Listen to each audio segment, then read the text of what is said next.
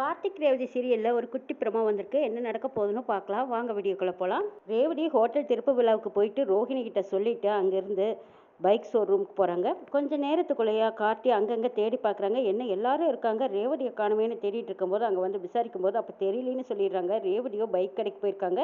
பின்னாடியே இந்த 2 ரவுடிங்களும் அவங்கள ஃபாலோ பண்ணி போகிறாங்க. உள்ளே போனதுமே ரேவதி கொஞ்சம் நேரம் பேசிகிட்டு இருக்காங்க. வெளியில் நிற்கிற ரவுடிங்க என்னடா கடைக்குள்ளே போன பொண்ணு இன்னும் வரலையேங்கிறாங்க. ஆமாண்டா, இந்த பொண்ணுங்க வளவளன்னு போய் பேசிக்கிட்டே தான் இருப்பாங்க.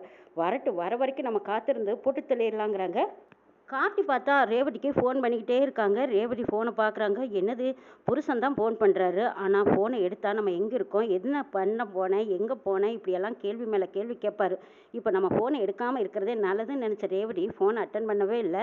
கார்த்திகோ பதட்டப்படுறாங்க. கோயிலில் அந்த சாமி சொன்ன மாதிரி ஒருவேளை ரேவதிக்கு ஆபத்து வந்துட்டால் என்ன செய்யறது, எச்சரிக்கை பண்ணி வைக்கலாம், இல்லை நம்ம கூடவே பாதுகாப்பாக வச்சுக்கலாம்னு நினச்சா இப்போ நம்மளையும் விட்டு ரேவதி போயிட்டாலே, எங்கே தான் போயிருக்கான்னு சொல்லவும் மாட்டேங்கிறா, ஃபோன் அட்டன் பண்ணவும் மாட்டேங்கிறாளே அப்படின்ட்டு ஒரே பதட்டத்தோடவே இருக்காங்க கார்த்தி. ரேவதி கடையில் அவங்களுக்கு பிடிச்ச கலரில் பைக்கை செலக்ட் பண்ணிடுறாங்க. சார், இதனோட அமௌண்ட்டு பைக் வந்ததுக்கப்புறம் கொடுத்துக்கலாமாங்கிறாங்க. ஆமாம் மேடம், நீங்கள் கொடுத்த அட்ரஸுக்கு நேராக பைக்கு சொன்ன தேதிக்குள்ளே சொன்ன நேரத்தில் வந்துடும், அதுக்கப்புறமா நீங்கள் பில் கொடுத்துடலாம் அப்படின்னு சொன்னதுக்கப்புறம் சரின்ட்டு ரேவதி அப்போ அட்ரஸ் எல்லாம் கொடுத்துட்டு திரும்புகிறாங்க. திரும்பவும் கார்த்தி ஃபோன் பண்ணிகிட்டே இருக்காங்க. என்னது, இவர் எதுக்கு இவ்வளோ தடவை ஃபோன் பண்ணுறாரு, இது ஒரு சஸ்பென்ஸாகவே இருக்கட்டும் அப்படின்னு நினச்ச ரேவதி ஃபோனை அட்டன் பண்ணவே இல்லை. இங்கே கடைக்காரர்கிட்ட சொல்லிவிட்டு சரி சார், சொன்ன டைமுக்கு கொண்டு வந்து நிறுத்திடுங்கன்னு சொல்லிவிட்டு அங்கேருந்து கிளம்பி வந்து ஆட்டோவுக்காக வெயிட் பண்ணிட்டு இருக்காங்க. ரேவதி நிற்கிறத பார்த்து அந்த முருகனும் அவங்களோட ஃப்ரெண்டும் அப்பாடா எப்படியோ வெளியே வந்துட்டா, யாரும் இல்லாத நேரம் பார்த்து போட்டு தள்ளிடணும் அப்படின்னு சொல்லி அவங்க 2 பேரும் பைக்லேயே காத்திருக்கிறாங்க. பாத்தியாடா, இப்போ தனியாக வந்து வசமாக மாட்டியிருக்கா, இவனால நம்மளுக்கு வேலைக்கு வேலையும் போச்சு, இப்படி ஒரு சைட் பிஸ்னஸ் பண்ணிட்டு இருந்தோம், அதில் இருக்கிற வருமானமும் போச்சு. இதுக்கு காரணமே இவதான்டா, இவ மட்டும் உயிரோடவே இருக்கக்கூடாது. அதேமாரி இவளை விட்டு வச்சோன்னு வச்சுக்குவேன், இதில் பெரிய பிரச்சனையை கொண்டு வந்துடுவா, நம்மளுக்கு பின்னாடி இருக்கிற ஆளுகளும் சேர்ந்து மாட்டிக்குவாங்க, அவங்களுக்கும் நம்மளால எந்த பிரச்சனையும் வந்துடக்கூடாதுன்னா இவளை போட்டு தர்றதா சரியான வழி அப்படின்னு சொல்லி அவங்க 2 பேரும் பைக்கில் உட்காந்துக்கிட்டே கையில் கட்டியோடு வந்துக்கிட்டு இருக்காங்க. இது தெரியாத ரேவதி அப்போது கார்த்தி என்ன ஃபோன் பண்ணிக்கிட்டே இருக்காரேன்னு அவங்க ஃபோன் அட்டன் பண்ணலாமா வேண்டாமான்னு ஃபோனை பார்த்து யோசிச்சுட்டே இருக்கிறாங்க ரேவதி. கார்த்தி ஃபோனை எடுக்கலாமா வேண்டாமா, எடுத்தால் நிறைய கேள்வி கேட்பாரு, நான் எங்கே இருக்கேன் என்னன்னு பதில் சொல்ல வேண்டியதாக இருக்கும், எடுக்கலாமா அப்படின்னு யோசிச்சுட்டு இருந்த ரேவதி சரி எதுக்கு வம்பு, எடுத்துடலாம் அப்படின்னு சொல்லி எடுக்கலான்னு ஆன் பண்ண போகும்போது கரெக்டாக ஃபோன் தவறி கீழே விழுந்துருது.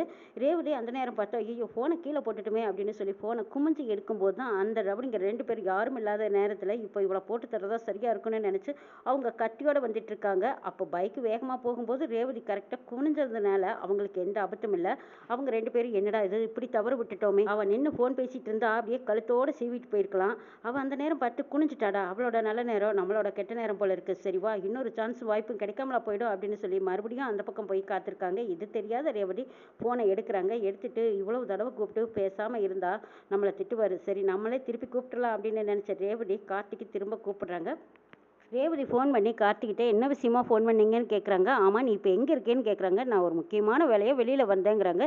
சரி, அது என்ன அப்படி முக்கியமான வேலை சொல்லு, அந்த இடத்துக்கு நான் வரேங்கிறாங்க. ஒன்றும் பயப்பட வேண்டியதில்லை, எந்த பிரச்சனையும் இல்லை, சாதாரண விஷயந்தான், நீ எதுக்கு இங்கே வர்றேன்னு சொல்கிற அப்படின்னு ரேவதி கேட்கும்போது அப்போ கார்த்தி மடக்கி கேட்குறாங்க. என்ன ரேவதி முக்கியமான வேலைங்கிற, அப்புறம் நான் வரேன்னு சொன்னால் சாதாரண வேலை தானே சொல்கிறேன், இப்போ என்ன தான் நடக்குதுங்க, எங்கே இருக்க, நீ முதல்ல இருக்கிற இடத்த லொக்கேஷன் அனுப்புங்கிறாங்க.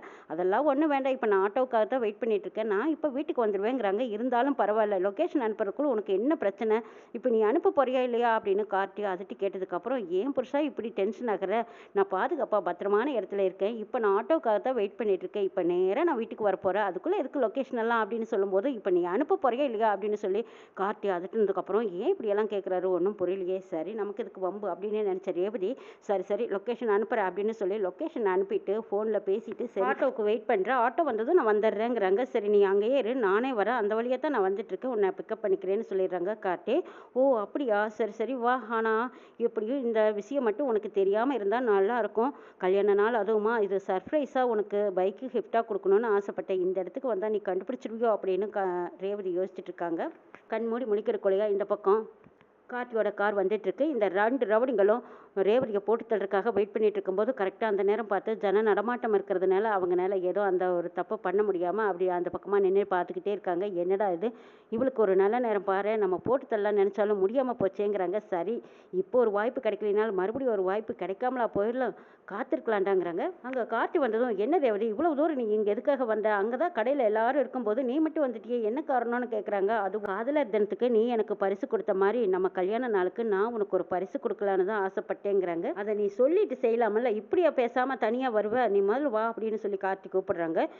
உனக்கே தெரியாமல் சர்ப்ரைஸாக கொடுக்கணும்னு ஆசைப்பட்டேன், ஆனால் நீ என்னடானா என்னன்னு கேட்குற, அப்படியெல்லாம் சொல்ல முடியாது அப்படிங்கிறாங்க ரேவதி.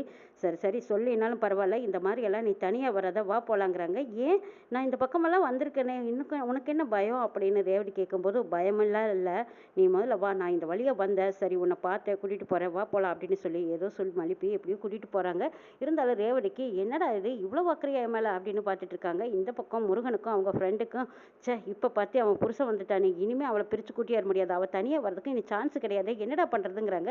சரிடா இன்னும் காத்திருக்கலாம், இன்னும் அப்படி ஒரு சான்ஸ் வாய்ப்பும் கிடச்சி விட்டுட்டோமேன்னு சொல்லி அவங்க ரெண்டு பேரும் கோவத்துலேயும் டென்ஷன்லேயும் போகிறாங்க. கார்த்தி ரேவதி ஒரு வழியாக வீட்டுக்கு கூட்டிகிட்டு வந்துடுறாங்க. இங்கே வீட்டில் சந்திரா சாமுண்டேஸ்வரிக்கிட்ட இல்லாதும் பொல்லாதும் பற்றி போட்டுட்டு இருக்காங்க. எங்கள் பாட்டி அக்கா, மயில் வாகனம் உங்ககிட்ட இருந்து இந்த கார்த்தி பையன் தான் பிரிச்சிருக்கான், அவனுக்கு ஹோட்டல் வைக்கிறதுக்கு பணம் இவன் தான்க்கா ஏற்பாடு பண்ணி கொடுத்துருக்கான், அப்படி பண்ணியிருக்கும் போது உனக்கு எந்த மரியாதையும் இல்லை பாரு, இப்படியே ஒவ்வொருத்தராக உங்ககிட்ட இருந்து இழுத்துக்கிட்டு போகிறான், இது உனக்கு தெரியாமல் போச்சு அப்படின்னு சந்திரா நல்லா ஏவி விட்டுக்கிட்டு இருக்காங்க.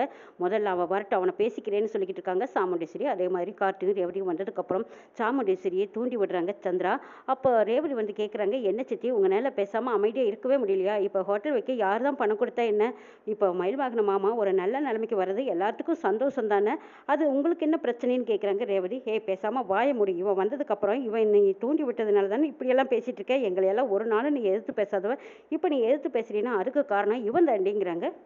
இதா பாருங்க சித்தி, என்ன வேணாலும் பேசுங்க, திரும்ப திரும்ப என் புருஷனை ஏதாவது பேசுனீங்க அப்புறம் எனக்கு கெட்ட கோவம் வந்துடும், அவர் இந்த குடும்பத்துக்காகவும் சரி நம்ம எல்லாத்துக்காகவும் எந்த இடத்துல பார்த்தாலும் அவர் நல்லது தான் செஞ்சுட்டு இருக்காரு, அப்படிப்பட்டவரை புரிஞ்சுக்காம இப்படி தப்பு தப்பாக பழி சொல்லிக்கிட்டே இருக்கீங்களே, உங்களுக்கு கொஞ்சம் கூட நாக்கு கூசவே இல்லையா, இப்படி பழி சொல்கிறீங்க அப்படின்னு ரேவதி கேட்கும்போது, பாட்டியாக்கா இவன் எப்படியெல்லாம் நம்மளுக்கு எதிராக திருப்பி விட்டுருக்கான், இப்படியா பேசுவா ரேவதி, நான் வளர்த்தின பொண்ணு என்னையே எப்படி கேள்வி கேட்குறா பாரு, அதுவும் ஓ முன்னாடி கேட்குறா, நீயும் பார்த்துக்கிட்டு அமைதியாக இருக்கியாக்கா அப்படின்னு சந்திரா சொல்லுவோம். சாமுண்டீஸ்வரி கார்த்தியை மறைக்கிறாங்க. கார்த்தி சொல்கிறாங்க, இதை பாருங்க கோர்ட் உத்தரவுப்படி தான் நான் இங்கே இருந்துட்டு இருக்கேன், நானா வேணும்னு இருக்கல, 6 மாதத்துக்குள்ளேயே நான் சொன்னதை நிறைவேற்றிட்டு இங்கேருந்து கிளம்பி போய்கிட்டே இருப்பேன்னு சொல்லிட்டு போகிறாங்க கார்த்தி. பாட்டி அக்கா இவனுக்கு இன்னமும் இங்கே இருக்கணும்னு தான் நினப்பு, அது மட்டுமா ரேவதியை விட்டு பிரிய இவனுக்கு மனசில் போல இருக்கு, அக்கா நான் சொல்கிற மாதிரி செஞ்சால் மட்டும்தான் ரேவதியும் கார்த்தியும் பிரிக்க முடியும், அப்படி இல்லைன்னா இவங்க ரெண்டு பேரும் சேர்ந்து வாழ ஆரம்பிச்சிடுவாங்க, உன்னை விட்டு ரேவதியை ரொம்ப தூரம் இழுத்திட்டு போயிடுவாங்கக்கா அப்படின்னு சொல்லி சந்திரா தூண்டி விடுவோம். இப்போ என்னடி பண்ண சொல்கிற, ரேவதி ஒரு பக்கம் இப்படி பேசிட்டு போகிறா, இவன் என்னடானா இவன் ஒரு பக்கம் இப்படி பேசிட்டு போகிறான், நீ என்னடானா என்ன இப்படி உசுப்பி ஏற்றி விட்டுட்டே இருக்கேன், நான் என்ன தான் பண்ணட்டும் சொல்லு, என் பொண்ணுங்கள்லாம் என் கூடவே இருக்கணும்னு தான் நான் ஆசைப்பட்றேன், ஆனால் இப்படியெல்லாம் நடக்கணும்னு நான் எதிர்பார்க்கலையேங்கிறாங்க சாமுண்டீஸ்வரி.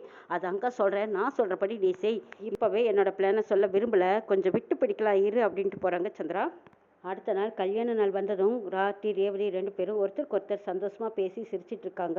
அப்போ இந்த நாளை நான் என்னாலும் மறக்கவே மாட்டேன், நீ எனக்கு கிடைச்ச பெரிய கிஃப்ட்னு சொல்லி ரேவதி கார்த்தியை கட்டிப்பிடிச்சிடுறாங்க. இதை பார்த்துட்டு இருந்த சந்திரா, ஓஹோ இன்னைக்கு கல்யாண நாளா, அதை தான் இவ்வளோ அளவுக்கு கொண்டாடிக்கிட்டு இருக்கீங்களா, இதை விட மாட்டேன்டி, இப்படி நீங்கள் சந்தோஷமாக இருக்க விட்டால் தானே நீங்கள் எதிர்த்து பேசிகிட்டு இருப்பீங்க, விடவே கூடாது அப்படின்னு நினச்ச சந்திரா, இவங்களுக்கு ரெண்டு பேர்த்துக்கும் ஏதாவது ஒரு ஆப்பு வைக்கணும், வச்சா தான் இவங்க ரெண்டு பேரும் பிரியுவாங்க, பிரிஞ்சா தானே நமக்கு நல்லதுன்னு நினைக்கிறாங்க. இந்த ரவுடிங்க ரேவதி மேலே குறி வச்சிருக்காங்க, ரேவதியை எப்படியாவது போட்டு தள்ளணும்னு நினைச்சிட்டு இருக்கும்போது இன்னும் 2 ரவுடிங்களை அந்த பெரிய ஆளுங்க அனுப்பியிருக்காங்க. அவங்க வந்து கேட்குறாங்க, என்ன போட்டு தள்ளிட்டீங்களா, கதை முடிஞ்சுதான்னு கேட்குறாங்க. அது ஏன்பா கேட்குற, நாங்கள் போட்டு தள்ளலான்னு தான் அவள் போன இடத்துல எல்லாம் போய் பின்னாடியே நின்னோம், ஆனால் ஜன நடமாட்டம் இருக்கிற இடத்துக்கே அவன் வந்துட்டா, அதுக்கப்புறம் அவன் எப்படியோ எங்ககிட்ட இருந்து தப்பிச்சிட்டா, நாங்கள் இன்னும் விட போகிறதா இல்லைங்கிறாங்க. இதை பாருடா, ஜன நடமாட்டம் இருக்கிற இடத்துல இந்த மாதிரி பப்ளிக்ல எல்லாம் இந்த மாதிரி பண்ண முடியாது, ஏதாவது ஒரு கேமராவுக்கு இது மாட்டிட்டீங்கன்னா அப்புறம் நமக்கு பின்னாடி இருக்கிற எல்லா ஆளையும் காட்டி கொடுக்க வேண்டியதாக போயிடும், அதனால நான் சொல்கிற மாதிரி செய்யுங்க, பாஸ் தான் சொல்லி விட்டாரு, அதாவது ஆக்சிடென்ட் ஆன மாதிரி தான் பண்ணணும், இப்படியெல்லாம் கொலைப்பழி சுமத்திக்காதீங்கிறாங்க.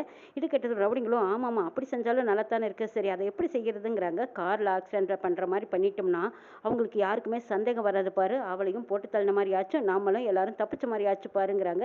இது கேட்ட ரவுடிங்களும், ஆமாம் நீ சொல்கிறதும் கரெக்டு தான், அந்த மாதிரியே பண்ணிடலாம், ஆயுதம் எடுத்து அந்த பொண்ணை ஆக்ரோஷமாக குத்தி தள்ளிட்டிங்கன்னா அதுக்கப்புறம் எல்லாரும் மாட்டிக்க வேண்டியதாக போயிடும், அதனால் இது வந்து ஆக்சிடென்ட் பண்ணின மாதிரி இருக்கணும்னு தான் முதலாளி பிளான் போட்டு கொடுத்துருக்காங்க, அந்த மாதிரி செஞ்சிடலான்னு முடிவெடுக்கிறாங்க.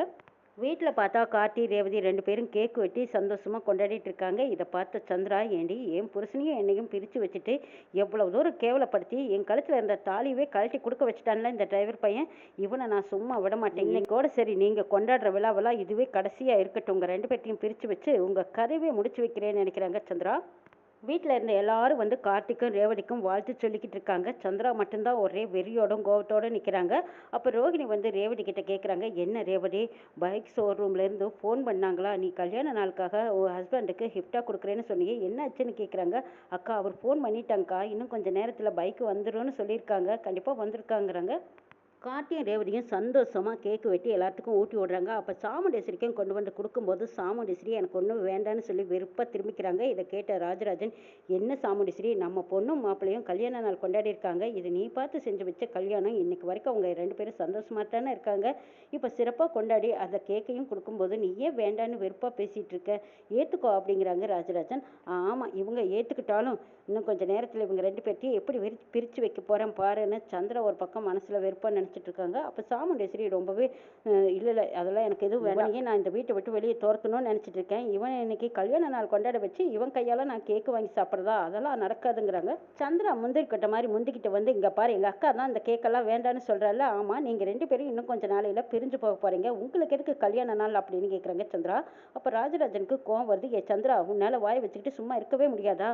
ஒரு நல்ல நாள் அதுவுமா உன்னால் நல்லதே பேச தெரியாதா? பேச தெரியாத நீ ஓரமாக ஒதுங்கி நெல். உன்கிட்ட யாரும் எதுவும் கேட்கல. என் மாப்பிள்ளையும் பொண்ணும் 100 வருஷம் நல்லா இருப்பாங்க, அதை யாராலும் பிரிக்க முடியாது அப்படின்னு ராஜராஜன் சொல்கிறாங்க. ஆமாம்மா, உங்கள் தங்கச்சி பையனாச்சே, நீங்கள் அவங்களுக்கு தானே சப்போர்ட் பண்ணுவீங்க. ஆனால் அப்படி 2 பேர்த்தையும் சேர்ந்து விட நான் விட்டுருவேனா என்ன? என்னை பிரித்து வச்சவங்களை எப்படியெல்லாம் துடிதுடிக்க வைக்க போகிறேன் பாருன்னு நினச்சிட்டு இருக்காங்க சந்திரா. சந்திரா என்ன நினைக்கிறாங்க, எப்படி யோசிப்பாங்கன்னு கார்த்தி புரிஞ்சுக்கிட்டாங்க. இருந்தாலும் கார்த்தி சந்திராவை அப்படி ஏளனமாக பார்த்துட்டு போகிறாங்க. ஓஹோ, போடா போ, உன்னை சும்மா விட மாட்டேன் பாருன்னு நினச்ச சந்திரா உடனே போய் ஃபோன் எடுத்து சிவனாண்டிக்கு இந்த விஷயத்த சொல்கிறாங்க. இதை கேட்ட சிவனாண்டி இன்னும் ஆத்திரத்தில் கோவத்துலையும் கொந்தளிச்சிருக்காங்க. என்ன சந்திரா சொல்கிற, கல்யாண நாள் கொண்டாடுறாங்களா? கொண்டாடட்டும் கொண்டாடட்டும் சந்திரா, நான் காத்துக்கிட்டே இருக்கேன். முதல்ல அவன் வரட்டும், அவனை போட்டு தள்ளாமல் விட மாட்டேன் சந்திரா. எனக்கு இருக்கிற கோவத்துக்கும் ஆத்திரத்துக்கும் அப்படியே அவனுக்கு நெருக்கணும் போல இருக்குது. நம்ம 2 பேர்த்தையும் பிரித்து வச்சுவேன், இன்றைக்கி அவன் கல்யாண நாள் கொண்டாடுறதா விடக்கூடாது சந்திராங்கிறாங்க. ஆமாங்க, ஏதாவது ஒரு வழியில் நான் அவனுங்க 2 பேர்த்தையும் பிரிக்கணும்னு தான் நினச்சிட்டு இருக்கேங்கிறாங்க. நீ பிரிக்கணும்னு நினைக்கிறேன், நான் அவங்க 2 பேர்த்தையும் நிரந்தரமாகவே இல்லாமல் பண்ணணும்னு நினைக்கிறேன் சந்திரா. சரி, நீ வேறு ஏதாவது ஒரு வழியை சொல்லு, உங்கள் அக்காக்காரியும் இதில் சேர்த்து மாட்டி விட்டுடலாங்கிறாங்க. சரிங்க, நாம் செய்கிற மாதிரி செஞ்சுட்டு எங்கள் அக்காக்காரி மேலே பழியை தூக்கி போட்டலாம் அப்படின்னு சந்திரா சிவனண்டி 2 பேரும் திட்டம் போட்டிருக்காங்க. இப்போ கார்த்தியும் ரேவதியும் எப்படி இந்த சாமியார் எச்சரிக்கை பண்ணது போல் எப்படி உயிர் தப்பிக்க போகிறாங்க. இந்த முருகன் அவனோட ஃப்ரெண்டு இன்னும் 2 ரவுடிங்க இவங்க எல்லாரும் சேர்ந்துக்கிட்டு ரேவதியை குறி வச்சிருக்காங்க. இந்த பக்கம் சந்திராவும் சிவனாண்டியும் கார்த்தியை குறி வச்சிருக்காங்க. இந்த 2 உயிரும் எப்படி இவங்க கிட்ட இருந்து தப்பிச்சு வெளியே மீண்டு வரப்போறாங்க. கல்யாண நாள் கொண்டாடினா கார்த்தி ரேவதியோட வாழ்க்கை எப்படி வசந்தமா மாறப்போகுதுங்கிறதையும் நாளை எபிசோட்ல பார்க்கலாம்.